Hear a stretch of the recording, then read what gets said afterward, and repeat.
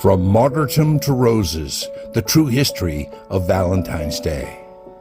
Part 1. The World of Ancient Rome. Our story begins in the vast, bustling expanse of the Roman Empire, a world defined by military might, political intrigue, and a complex tapestry of religions and traditions. It was an era where emperors ruled with absolute authority and where new ideas, including Christianity, were beginning to challenge the old order. In this environment, the Roman state demanded loyalty above all else. Public rituals, sacrifices, and civic participation were not just religious acts. They were expressions of allegiance to Rome itself. Refusing them was seen as a political threat. Christianity, still young and often misunderstood, was spreading quietly through households, marketplaces, and underground gatherings. Its emphasis on compassion, equality, and devotion to a single God set it apart from Roman polytheism. This tension between old and new beliefs created a climate where persecution could flare at any moment. And it is within this charged atmosphere that the figure of Saint Valentine emerges, mysterious, revered, and wrapped in layers of legend. The historical record is sparse, but what survives paints a picture of a man who lived during a time when being openly Christian could cost you your life. Yet Valentine's name would endure far beyond his era, eventually becoming synonymous with love itself. Before we explore how that transformation happened, we need to understand the world he inhabited, a world where love, loyalty, and law often collided in dramatic and dangerous ways. Part 2. Who was Saint Valentine? One of the first challenges in telling Valentine's story is that there wasn't just one Valentine. In fact, several early Christian martyrs bore that name, which was common in the Roman world. The two most prominent Valentines associated with February 14th are Valentine of Rome, a priest, and Valentine of Terni, a bishop. Their stories overlap so much that historians debate whether they were actually the same person. Valentine of Rome is said to have ministered to persecuted Christians during the reign of Emperor Claudius II, a ruler known for his military campaigns and strict policies. Valentine of Terni, meanwhile, was a bishop known for his healing abilities and his willingness to defy imperial orders. His reputation for compassion made him beloved among early Christian communities. Over time, the stories of these two men merged into a single narrative, a courageous priest or bishop who stood up to imperial power and paid the ultimate price. Regardless of which version is closest to the truth, the figure of Valentine became a symbol of steadfast faith, moral conviction, and selfless devotion. Part 3. The Legends of Valentine. One of the most famous legends claims that Emperor Claudius II banned marriages for young men, believing single soldiers fought better. Valentine, moved by compassion, secretly performed weddings anyway. According to the story, Valentine believed that love was a divine gift that no emperor had the right to suppress. His clandestine ceremonies became acts of quiet rebellion. Another legend tells of Valentine healing the blind daughter of his jailer Asterius. The miracle supposedly converted the entire household to Christianity. Before his execution, Valentine is said to have written a note to the girl he healed, signing it, "From your Valentine." This detail, though likely apocryphal, would echo through history. These stories blend history and myth, but they reveal what early Christians admired about Valentine: courage, compassion, and a willingness to risk everything for love and faith. Whether or not these events happened exactly as described, they shaped the cultural memory of Valentine and laid the foundation for his association with romantic devotion. Part 4. Martyrdom in Memory. Valentine's defiance eventually led to his arrest. Refusing to renounce his faith, he was sentenced to death, a fate shared by many early Christian martyrs. His execution is traditionally dated to February 14th, around the year 269 CE. This date would later become central to the holiday that bears his name. After his death, Valentine was buried along the Via Flaminia, a major Roman road. His tomb became a site of veneration for early Christians. Martyrs were deeply important to the early church, like most of the apostles and St. Stephen. Their stories inspired believers, strengthened communities, and provided powerful examples of faith under pressure. Over time, Valentine's name entered the official list of saints, and churches were dedicated in his honor. His memory spread across Europe as Christianity expanded. Yet for centuries, Valentine's feast day had nothing to do with romance. That transformation would come much later, shaped by medieval imagination and literary genius.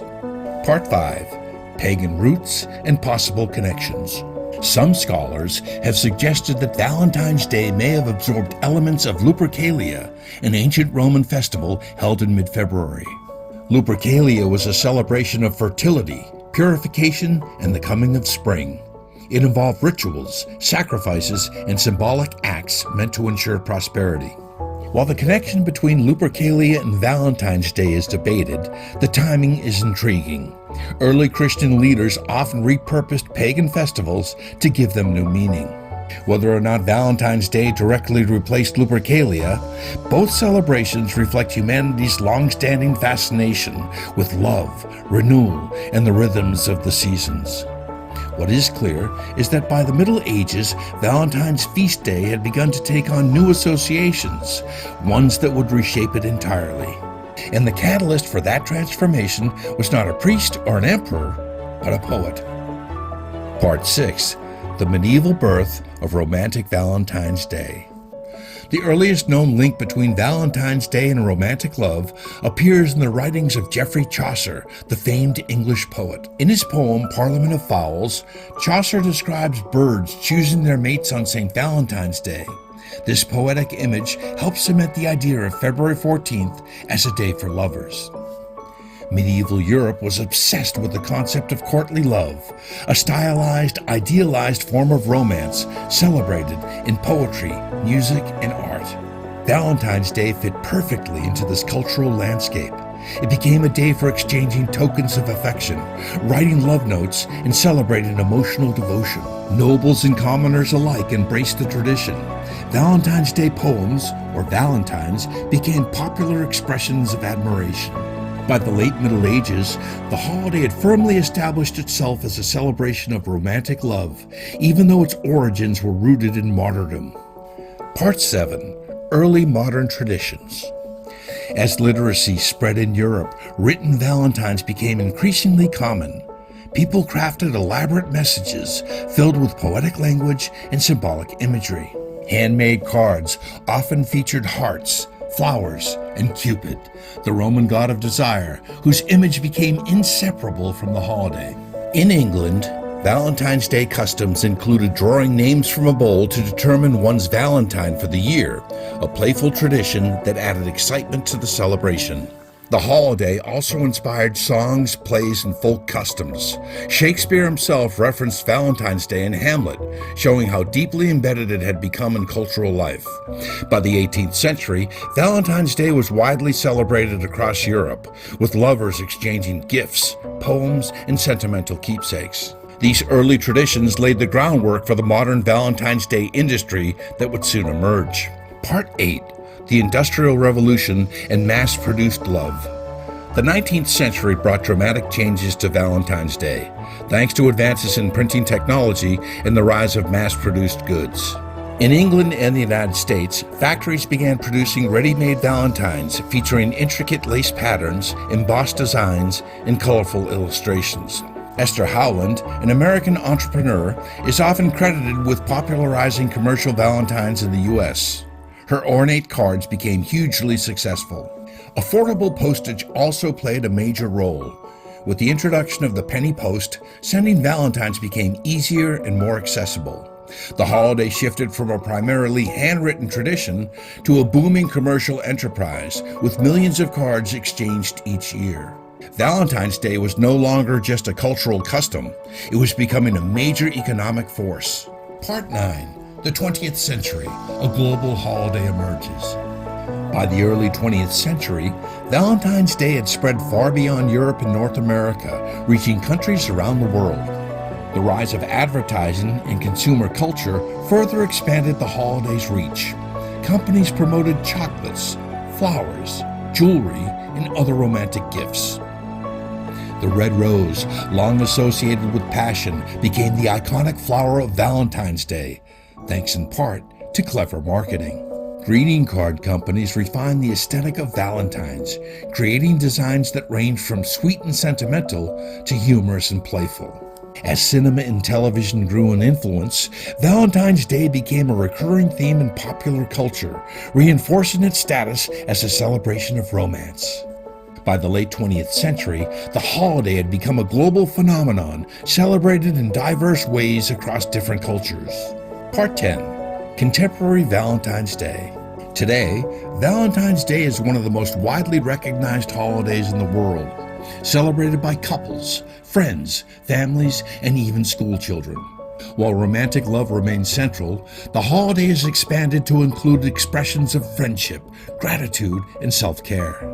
In many countries, February 14th is a major event for restaurants, florists, and retailers, generating billions in annual spending. Social media has added a new dimension, allowing people to share their celebrations, send digital valentines, and participate in global trends.